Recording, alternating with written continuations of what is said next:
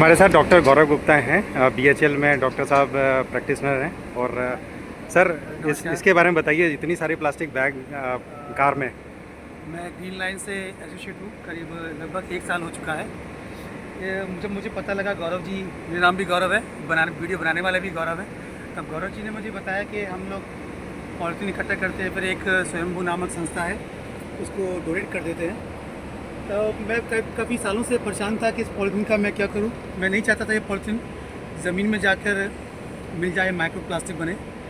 तो मैंने इस प्लास्टिक को कई लोगों से संपर्क करने का कोशिश किया, लेकिन कुछ हो नहीं पाया। तब मुझे गौरव जी मिले, तब मैंने इस पॉलिथीन को इकट्ठा करना शुरू किया। और करीब 1 साल से मैं इनको, गौरव जी को, क्वार्टरली बेस पे देता आ रहा हूँ। ये मेरा जितना देख रहे हैं आप, क्वार्टरली बेस पे ही है। बहुत ज़्यादा मेरे यहाँ पॉलिथीन इकट्ठा होता नहीं है, क्योंकि मैं खुद पॉलिथीन का कम उपयोग करता हूँ।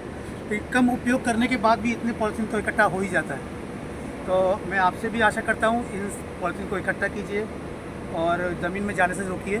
और बहुत मेहनत नहीं लगती, आपका जो वेस्ट है उसमें से काफ़ी वेस्ट, आधे से ज़्यादा वेस्ट इस पॉलिथीन का ही होता है। इकट्ठा हो जाएगा और इनकी स्वयंभू और ग्रीन लाइन से भी कॉन्टैक्ट कर सकते हैं, इनको ज़रूर दीजिए। या फिर रद्दी वाले को भी दे सकते हैं, जो परचेज करता है रिसाइकलिंग में चला जाता है। हाँ, रिसाइकलिंग में दीजिए, कहीं भी दीजिए, इसको ज़मीन में जाने से रोकिए इसको। धन्यवाद सर। मैं प्रियांक गुप्ता, स्वयंभू company innovative solution private limited से फैक्ट्री मैनेजर। हमारी फैक्ट्री है सिडकुल सेक्टर 3 में। हम प्लास्टिक वेस्ट के रजिस्टर्ड रिसाइकलर हैं। जो भी प्लास्टिक वेस्ट आता है, जो हम घरों में कचरे में डाल देते हैं, उसको हम अपनी फैसिलिटी में रिसाइकिल करते हैं और फिर इसके बाद इसके कंपोस्ट बोर्ड बनाते हैं। बाकी आप पूरा प्रोसेस देख सकते हैं कि कैसे कैसे क्या वर्क किया जाता है।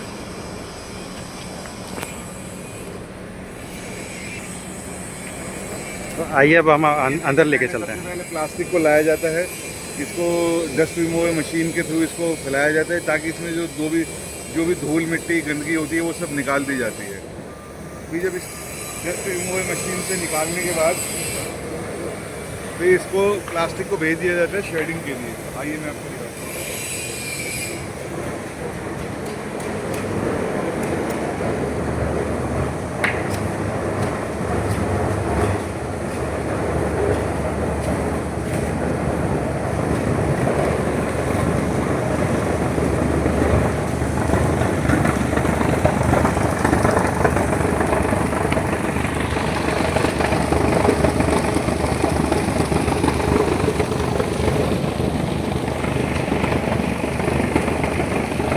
आप देख सकते हैं कि जैसे प्लास्टिक को हमने लेके आया, फिर इसको शेड किया हमने, और शेड करने के बाद ये इस टाइप में इसकी कटिंग हो जाती है।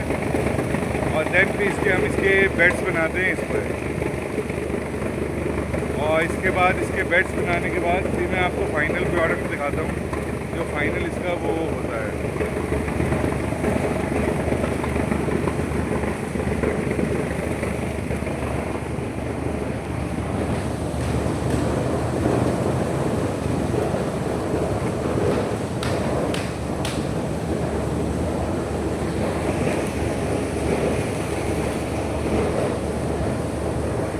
ये देखिए, ये है इसका फाइनल प्रोडक्ट। ये MI 18 mm में शीट है।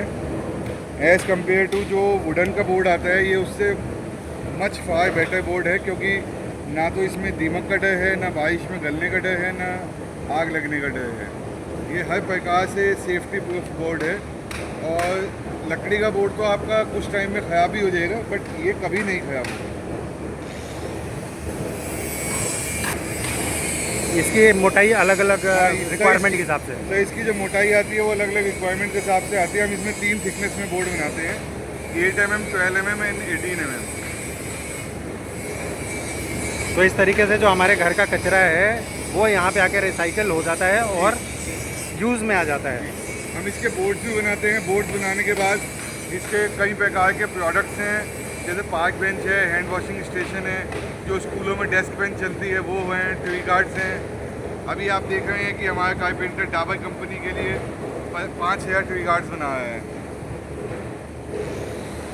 जो कॉर्पोरेट्स भी ट्री गार्ड्स बनवाते हैं, जैसे अभी सर ने डाबर इंडिया का नाम लिया है, इन्होंने इनको ऑर्डर दिया है 5000 ट्री गार्ड्स के लिए। तो जो वहाँ कारपेंटर भैया बैठे हैं वो ट्री गार्ड्स बना रहे हैं इनकी कटिंग करके।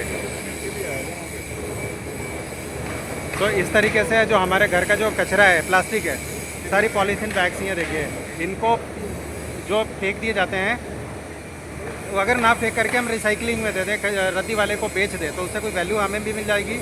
अदरवाइज़ वैल्यू की चिंता नहीं भी है तो इस तरीके के प्लांट्स में वो रद्दी वाला के प्लास्टिक को बेच जाता है, जहाँ से उसका दूसरे फॉर्म में कन्वर्ट करके उसको इन्वायरमेंट में जाने से रोकते हैं, जिससे पोल्यूशन नहीं होता और लंबे टाइम तक ये हमें सोल्यूशन देता रहता है। वही हमारा जो रद्दी है वो सोल्यूशन देता रहता है। तो इस तरीके से ध्यान दीजिए कि हम प्लास्टिक को फेंके नहीं और प्लास्टिक को हमेशा रिसाइकलिंग के लिए रद्दी वाले को बेच दें, या इनोवेटिव जैसे ऑर्गेनाइजेशंस अगर हैं तो हम उनको पहुंचा दें। Thank you so much for watching our video.